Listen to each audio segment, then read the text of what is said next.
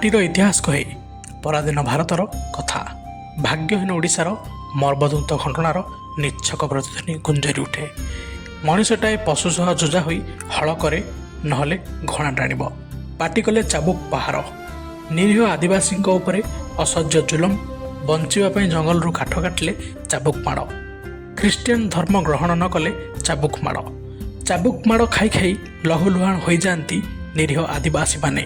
କିଏ ତାଙ୍କୁ ରକ୍ଷା କରିବ ଏ ଦାରୁଣ ଯନ୍ତ୍ରଣାରୁ?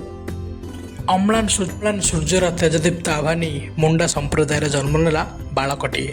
ନାଁ ତାର ବିର୍ସା। ସେଦିନ ଥାଏ 1857 ମସିହା ଜୁଲାଇ ମାସ 18 ତାରିଖ। ବାପା ସୁଗନା ମୁଣ୍ଡା ଓ ମା କରମେ ହାତୁଙ୍କ କୋଳମଣ୍ଡନ କରେ ବିର୍ସା।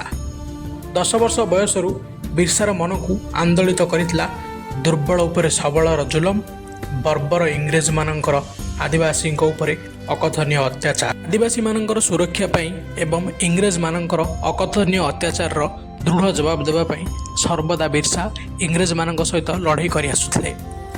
ଓଡ଼ିଶା, ପଶ୍ଚିମବଙ୍ଗ, ବିହାର ସୀମାବର୍ତ୍ତୀ ଆଦିବାସୀଙ୍କୁ ନେଇ ସଶସ୍ତ୍ର ସଂଗ୍ରାମ ଗଠନ କରିଥିଲେ ଏବଂ ଏହିପରି ଭାବରେ ବିର୍ସା ଇଂରେଜମାନଙ୍କ ସହ ଲଢ଼େଇ କରି ଆସୁଥିଲେ। କିନ୍ତୁ ଶେଷରେ ଇଂରେଜମାନଙ୍କ ଦ୍ୱାରା ବନ୍ଦୀ ହେଲେ ଏବଂ ବିର୍ସା 19 ମସିହା ଜୁନ୍ ମାସ 9 ତାରିଖରେ ରାଞ୍ଚିର ସେଣ୍ଟ୍ରାଲ ଜେଲରେ 24 ବର୍ଷ ବୟସରେ ମୃତ୍ୟୁବରଣ କଲେ ବିର୍ସା।